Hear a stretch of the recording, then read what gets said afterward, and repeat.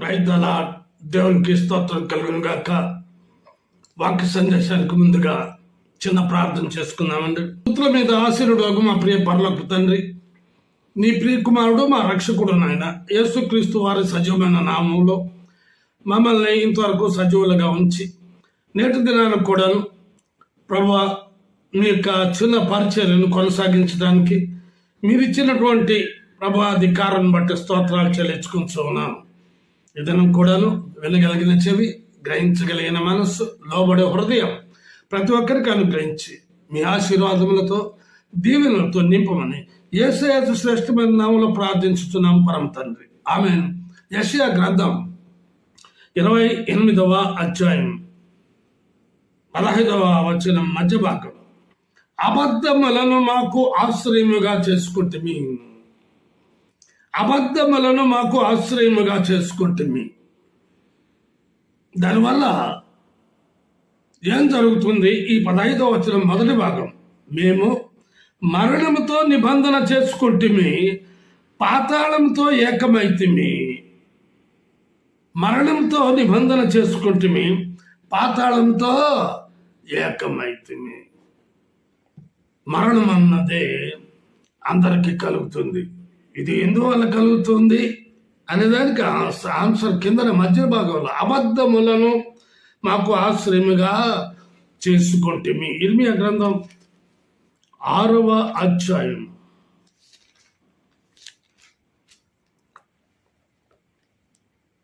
16వ వచనం.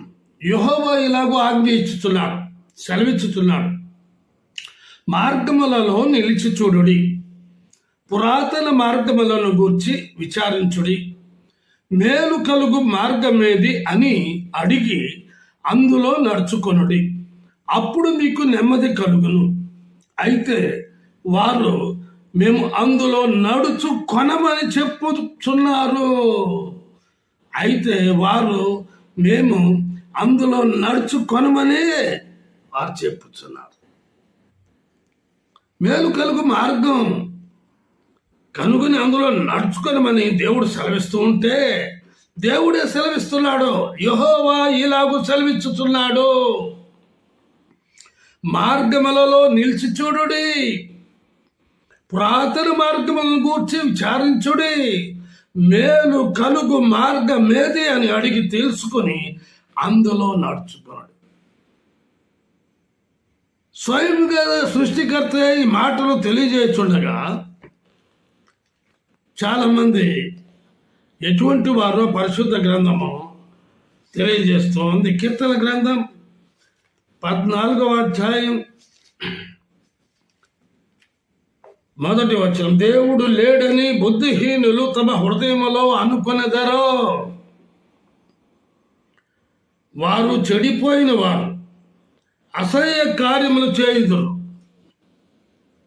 వారు చెడిపోయిన వారు అసహ్య కార్యములు చేయుదురు, మేలు చేయువాడొకడును లేడు. బుద్ధిహీనులు మరి మంచి చేస్తారంటారా? అసలు దీనికి అంతటికీ కారణం ఎవరు? మనం చదివాం యెషయా గ్రంథం 28వ అధ్యాయం 15వ వచనం మధ్య భాగం. అబద్ధములను మాకు ఆశ్రయముగా చేసుకొట్టుమి. నేటి దినాలలో అనేకులకు అబద్ధం ఆడనిదే రోజు గడవదు. కాదంటారా మీరు? ఎవరండి అబద్ధం ఆడేది? నేటి దినాల్లో క్రైస్తవులు మరెక్కువ మోసం, దగ, కుట్ర, పగ, ద్వేషం, అతిక్రమం. కాదంటారా? పరిశుద్ధ గ్రంథమే తెలియజేస్తూ ఉన్నది. దీనికి మూల కారకుడు ఎవడు? ఏమండి? భార్య మీద భర్త, భర్త మీద భార్య, తల్లిదండ్రుల మీద పిల్లలు, పిల్లల మీద తల్లిదండ్రులు, స్నేహితుల మీద, ఇరుగు పొరుగు వారి మీద నిందలు మోపుతూ ఉంటారు. మేం కాదని. దీనికి అంతటికీ మూలకారకుడు సాతానుడు. వాడు ఎటువంటి వారిని వశపరుచుకుంటాడంటే, చూడండి, ఆదికాండం 3వ అధ్యాయం 1, 2, 3 వచనాలు చదువుతున్నాం. దేవుడైన యెహోవా చేసిన సమస్త భూజంతువులలో సర్పము యుక్తి గలదై ఉండెను. అది ఆ స్త్రీతో, ఇది నిజమా?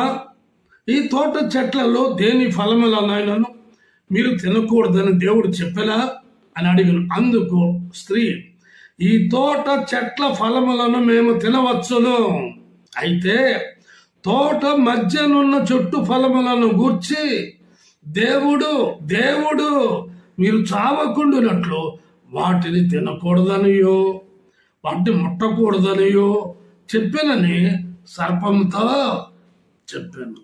ఎవడే యుక్తి గలవాడు? సర్పం. అట్రాక్షన్. ఎవరు వశపరచబడతారో అటువంటి వారిని ఈ సాతానుడు వశపరుచుకుంటాడు. ఆ స్త్రీకి చెప్పాడు. ఆ స్త్రీ దేవుని మాటలే చెప్తూ ఉంది. ఆ సాతానుడు కూడా దేవుని మాటలే చెప్పాడు, మోసపుచ్చాడు. ఇది నిజమా? దేవుడు ఇలాగ చెప్పాడా? చూడండి, 4-6 వచనం చదువుతున్నాను. అందుకు సర్పం, మీరు చావనే చావరు. వాడు వ్యతిరేకమైన ఆన్సర్ చెప్తాడు. నీవు దానికి లోబడి వాడి కుతంత్రాలకు, వాడి మాటలకు లొంగిపోయి పాపంకు దాసోహమైపోయి అబద్ధమును ఆశ్రయించేసుకుని మరణాన తెచ్చుకుంటున్నారు ఈనాడు అనేకులు. చూడండి, 4వ వచనం చదువుతాం. అందుకు సర్పము, మీరు చావనే చావరు, ఎలాగనగా మీరు వాటిని తినుదినమున మీ కన్నులు తెరవబడననియో మీరు మంచి చెడ్డలను ఎరిగిన వారై దేవతల వలె ఉందురనియో దేవునికి తెలియనని స్త్రీతో చెప్పగా, ఆ స్త్రీతో నువ్వు దేవత అయిపోతావు అనగానే ఇంకెందుకులే, పైన కింద దాకా చూసుకుంటారు. అన్నాను. కాబట్టి ఆ దేవతల్లాగా అయిపోతారు అని చెప్పగా స్త్రీ ఆ వృక్షం ఆహారం మంచిదిగా కనపడింది. అది వరకు అది చెడ్డది, అది మరణాన్ని తెస్తుంది అన్నటువంటి చెట్టే ఎప్పుడైతే సాతానుడు ఆ యుక్తి గల మాటలు చెప్పాడో అది మంచిదిగా కనబడింది, కన్నులకు అందమైనదిగా కనబడింది, వివేకమిచ్చు రమ్యమైనది నై ఉండుట చూచినప్పుడు ఆమె దాని ఫలములలో కొన్ని తీసుకొని తిని తనతో పాటు తన భర్తకును ఇచ్చెను, అతడు కూడా తినేను. కదంటారా? యుక్తి గల వారిని వశపరుచుకుంటాడు. జాగ్రత్త సుమా, దేనికి లొంగుతున్నావు నువ్వు? లోకంలో అనేకమైన కార్యాల్లో లొంగిపోతున్నారు. ఇంకా ఎవరిని వాడు వశపరుచుకుంటాడంటే చూడండి, ఆదికాండం 34వ అధ్యాయం.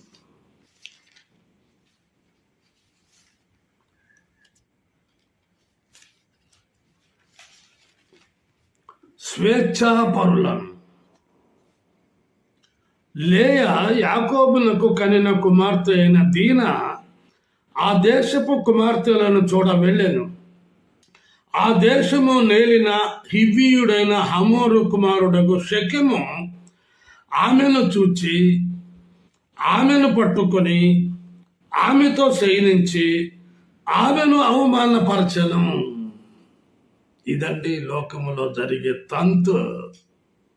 స్వేచ్ఛా జీవితం. లక్షల ఆస్తి ఉంది, కోటీశ్వరులు. చాలామంది కుమారులు కానీ కుమార్తెలు కానీ స్వేచ్ఛా జీవితం. పరిశుద్ధ గ్రంథంలో కూడా చిన్న కుమారుడు విషయంలో తండ్రి అంతా బ్రతిమాలినా కూడా నాకు స్వేచ్ఛ కావాలి, నా స్నేహితులతో నేను ఆనందించాలి, కాబట్టి నాకు రావాల్సిన వాటా నాకు ఇచ్చేయి. వాడు సంపాదించింది కాదు, వాడు కష్టపడి దాచుకున్నది కాదు. తండ్రి ఆస్తి వాడికి కావాలా? దేనికి? స్వేచ్ఛగా తిరగాలి, స్వేచ్ఛగా జీవించాలి, స్వేచ్ఛగా నడవాలి. ఏమయ్యాడు?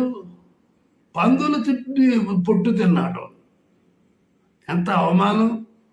తండ్రి దగ్గర సేవకులు ఉన్నారు, పనివాళ్ళు ఉన్నారు, ఆహారం సమృద్ధిగా ఉంది, ఏ కొరత లేదు. దీన ఒంటరిగా, ఈనాడు అనేకులు ఒంటరిగా, మరి భర్త ఉన్నా భర్త లేకపోయినా, వివాహమైనా వివాహం కాకపోయినా స్వేచ్ఛ. చేస్తారా చస్తారా? కుమారుడైనా కుమార్తె అయినా నేను ప్రేమించా, నాకు అతడే కావాలి, ఆమె కావాలి అనేవారు లేరా? ఎంతమంది అండి ధనికులు! ఇది పేదలలో కూడా ఉంది, పట్టణంలో కాదు, గ్రామాల్లో కూడా ఉంది. కాదని మీరంటే ఎలాగూ? స్వేచ్ఛ జీవితాన్ని కోరుకుంటున్నారు. దేవుని యొక్క క్రమశిక్షణలో జీవించకుండా స్వేచ్ఛాపరులు దీనలాగా ఆ దేశం చూడటానికి వెళ్ళిందంట. ఆయనకెందుకు? ఆ దేశపు కుమార్తెలను చూడ వెళ్ళిన వాళ్ళు ఎట్లున్నారు? వాళ్ళకి ముక్కు వెనకుందా? వాళ్ళ కళ్ళు వెనక్కున్నాయా? మరి నాలాగే ఉందా అని చూడ వెళ్ళిందంట. పరాయి దేశం, తన వాళ్ళు అంటూ ఎవరు లేరు అక్కడ, తనతో కూడా ఎవరు తీసుకుని వెళ్ళలేదు. చూడండి, ఆ దేశము నేలిన హివ్వీయుడైన హమోరు కుమారుడు గనుపు షెకెము ఆమెను చూచి ఆమెను పట్టుకొని ఆమెతో శయనించి ఆమెను అవమానపరచు. తర్వాత ఏం జరిగిందో మీకు అందరికి బాగా తెలుసు. నేను ఎందుకు చెప్తున్నానంటే, సాతానుడు ఇటువంటి వారిని వశపరుచుకుంటాడు. మొదటిగా యుక్తి గల వారిని, అంటే లోబడేవారిని, మోసపోయేవారిని, సునాయాసంగా మోసం. అరే నాకు తెలుసుంటే నేను తప్పుడు అడుగు వేసి ఉండేవాడును, దానను కాను కదా అనుకుంటారు. రెండవదిగా స్వేచ్ఛాపరులు. స్వేచ్ఛ జీవితం కోరుకున్నట్లయితే నీ జీవితం అంతా అధోగతి. మూడవదిగా పదవి వాంఛగల వారిని వశపరుచుకుంటాడు సాతానుడు. చూడండి, సంఖ్యాకాండం 16వ అధ్యాయం 1, 2, 3 వచనాలు చదువుతున్నాను. లేవికి మనుమడును, ముని మనుమడును, కహాతుకు మనుమడును, ఇస్సారు కుమారుడనగు కోరహు, రూబేనీయుల్లో ఏలియాబు కుమారులైన దాతాను, అబీరాములు, పేలెతు కుమారుడైన ఓనును యోచించుకొని ఇశ్రాయేలీయులలో పేరు పొందిన సభికులను సమాజ ప్రధానులైన 250 మందితో మోషేకు ఎదురుగా లేచి, మోషే అహరోనులకు విరోధముగా పోగుపడి, మీతో మాకు ఇక పని లేదు, ఈ సర్వ సమాజంలోని ప్రతి వాడును పరిశుద్ధుడే, యెహోవా వారి మధ్య ఉన్నాడు. ఏం మాట్లాడుతున్నారంటే,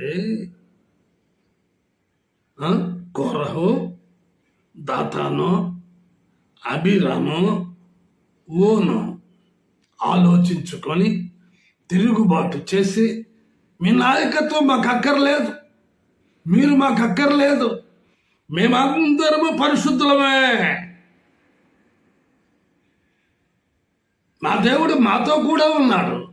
అయ్యయ్య, దేవుడు వారితో కూడా ఉండినట్లయినచో వారికి ఎందుకు ఈ గతి పట్టింది? చూసారా, తిరుగుబాటు చేసినటువంటి వారికి పట్టిన ఉగ్రత. చదువుతున్నాను.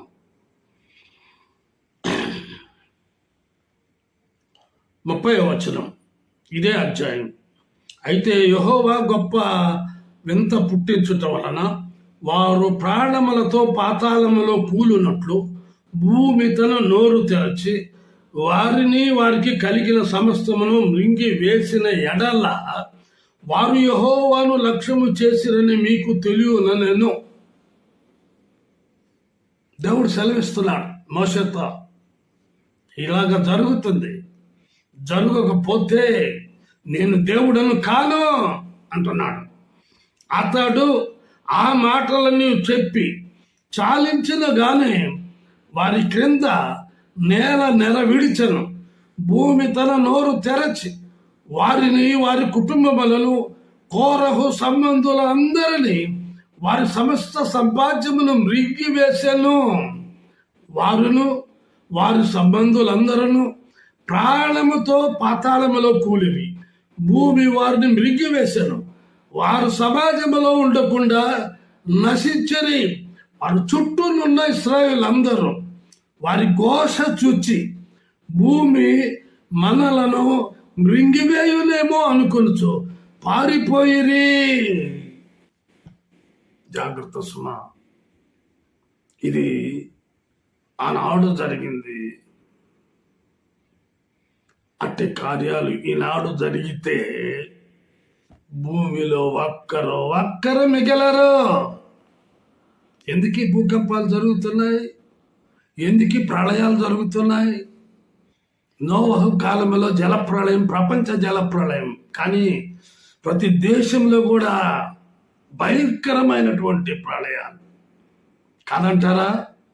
కార్లు కూడా కొట్టుకుపోతున్నాయి, ఇండ్లు కూడా పునాదులతో పెకలించబడుతూ ఉన్నాయి.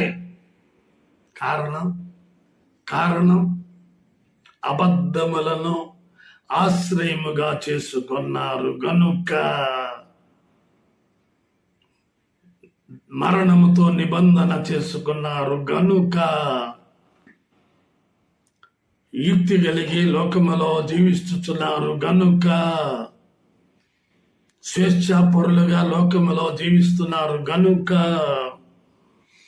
పదవి వాంఛగల వారిగా జీవిస్తున్నారు. ఈ దినాల్లో ఎక్కడ చూసినా పదవి వ్యామోహం ఎక్కువైపోయింది.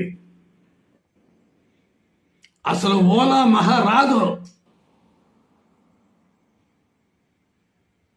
కానీ ఏదో వ్యామోహం, ఏదో చేయాలని తపన, ఏదో చేయాలన్న ఆలోచన, దుష్టుల ఆలోచన చొప్పున నడువక అని కీర్తనకారుడు సెలవిచ్చాడు. నీ ఆలోచన ఎలా ఉంది? ఒక్కసారి పరీక్షించుకో. 4వదిగా ఆదికాండం 4వ అధ్యాయం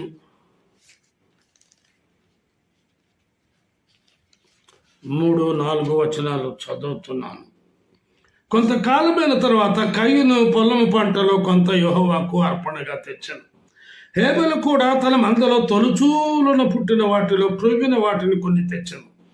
యెహోవా హేబెలును అతని అర్పణను లక్ష్యపెట్టెను, కయ్యూను అతని అర్పణను ఆయన లక్ష్యపెట్టలేదు. కాబట్టి కయ్యూనుకు మిక్కిలి కోపము వచ్చి అతడు తన ముఖము చిన్నుబొచ్చు కొనగా, యెహోవా కయ్యూనుతో నీకు కోపమేలా? ముఖము చిన్నబుచ్చుకొని ఉన్నావేమి? కోపము గల వారిని సాతానుడు వశపరుచుకుంటాడు. ఉద్రేకం ఎక్కువ, ఏదో చేసేయాలా, ఏదో చంపేయాలా, ఏదో స్వాధీనపరచుకోవాలా, ఏదో ఆక్రమించుకోవాలా. ఎందుకు? దేశములో, గ్రామములో, పట్టణాలలో, బంధువులలో, రక్త సంబంధాలలో కొట్లాటలు, స్థలాల విషయం, ఇండ్ల విషయం, అయ్యో ఎన్నెన్నో కాదంటారా? కోపం.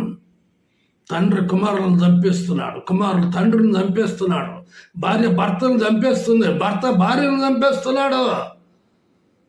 ఇతరుల కోపోద్రేకములతో ఇతరులు పడుచుకొని చేస్తున్నారు. కోపం ఆవేశాన్ని తెస్తుంది. కోపము నీ యొక్క దిశనే మార్చేస్తుంది. నీకు ఉగ్రత ప్రాప్తించినట్లు చేస్తుంది. జాగ్రత్త సుమా. దేవుడు అడిగాడు ఏమని? 9వ వచనం, యెహోవా నీ తమ్ముడైన హేబెలు ఎక్కడ ఉన్నాడని కయీనును అడుగగా అతడు, నేను ఎరుగను, నా తమ్మునికి నేను కావలివాడనా అనను. అబద్ధం కదా. తను పొలమునకు పిలిచి కత్తి తీసుకువెళ్ళి తమ్ముడిని నిర్దాక్షిణ్యంగా చంపింది వాస్తవం కాదా? నిజం. 5వదిగా లూకా సువార్త 12వ అధ్యాయం 16-19 వచనాలు చదువుతున్నాను. ధనాపేక్ష గలవారిని వశపరుచుకుంటాడు సాతానుడు. చూడండి, మరియు ఆయన వారితో ఈ ఉపమానం చెప్పిన, ఒక ధనవంతుని భూమి సమృద్ధిగా పండెను. అప్పుడు అతడు నా పంట సమకూర్చుకున్నటకు నాకు స్థలము చాలదు గనుక నేను ఏమి చేతునని తనలో తాను ఆలోచించుకొనగా, నేను ఇలాగూ చేతును, నా కొట్లు విప్పి వాటికంటే గొప్ప వాటిని కట్టించి అందులో నా ధాన్యం అంతటిని, నా ఆస్తిని సమకూర్చుకుని నా ప్రాణమా అనేక సంవత్సరములకు విస్తారమైన ఆస్తి నీకు సమకూర్చబడి ఉన్నది. సుఖించము, తినము, త్రాగము, సంతోషించుదు అని చెప్పుకుందని అనుకోలేను. అయితే దేవుడు వెర్రివాడ, ఈ రాత్రి నీ ప్రాణమును అడుగుచున్నాడు. నీవు సిద్ధపరిచినవి ఎవని వగునని అతనితో చెప్పాను. దేవుని ఎడల ధనవంతుడు కాక తన కొరకే సమకూర్చుకునేవాడు అలాగుననే ఉండునని చెప్పాను. 6వదిగా అసూయ గలవారిని వశపరుచుకుంటాడు. మత్తయి సువార్త 26వ అధ్యాయం 55-56 వచనాలు. ఆ గడియలోనే యేసు జనసమూహములను చూచి బందుపోటు దొంగ మీదకి వచ్చినట్టు కత్తులతోనూ గుదీలతోనూ నన్ను పట్టుకుని వచ్చితిరా. నేను అనుదినము దేవాలయంలో కూర్చుండి బోధించుతున్నప్పుడు మీరు నన్ను పట్టుకొనలేదు. అయితే ప్రవక్తల లేఖనములో నెరవేరినట్లు ఇది అంతయు జరిగినని చెప్పాను. అప్పుడు శిష్యులందరూ ఆయన్ని విడిచి పారిపోయారు. ఎవరంటే పారిపోయింది? దేవుని నమ్మిన వారు, దేవుని ఎరిగిన వారు, దేవుని శ్వాసమించిన వారు. దేవుడేంది అబద్ధం ఆడకూడదంటాడు. దేవుడేంది యుక్తిగా నడుచుకోవద్దంటాడు. దేవుడేంది స్వేచ్ఛాపరులుగా జీవించవద్దంటాడు. దేవుడేంటి పదవి వ్యాంఛ కలిగి ఉండకూడదంటాడు. దేవుడేంటి కోపపడకూడదంటాడు. దేవుడేంటి ధనాపేక్ష లేకుండా జీవించమంటాడు. దేవుడేంటి అసూయ లేకుండా ఉండమంటాడే అంటున్నారు. జాగ్రత్త. అబద్ధములను నీకు ఆశ్రయముగా చేసుకుంటే మరణంతో నిబంధన చేసుకున్నట్లే. ప్రార్థన చేసుకున్న ప్రేమ నమ్మకం గల మా ప్రియ పరలోకపు తండ్రి, కృపయు కనికరం గల మా దేవామి పాదం కొందరు. యేసు రక్తం ప్రతి పాపము నుండి మనల్ని పవిత్రులుగా చేయను. అట్టి కృపను యుక్తి గలవారిని, స్వేచ్ఛాపరులను, పదవి వంచగలవారిని, కోపము గలవారిని, ధనాపేక్ష గలవారిని, అసూయ గలవారిని నూతన సంవత్సరంలో 2వ వారంలో ప్రవేశించుండగా మార్పు కలుగ చేయమని, అద్భుతమైన ఆశ్చర్యకరమైన కార్యాలు జరిగించి అనేకులు మారు మనసు పొందినట్లుగా కృప చూపించమని యేసు అతి శ్రేష్టమైన నామములో ప్రార్థించుతున్నాం పరమ తండ్రి. ఆమేన్. తిరిగి వచ్చే వారం కలుసుకుందామండి. అంతవరకు సెలవు. దేవుడు మిమ్మల్ని దీవించును.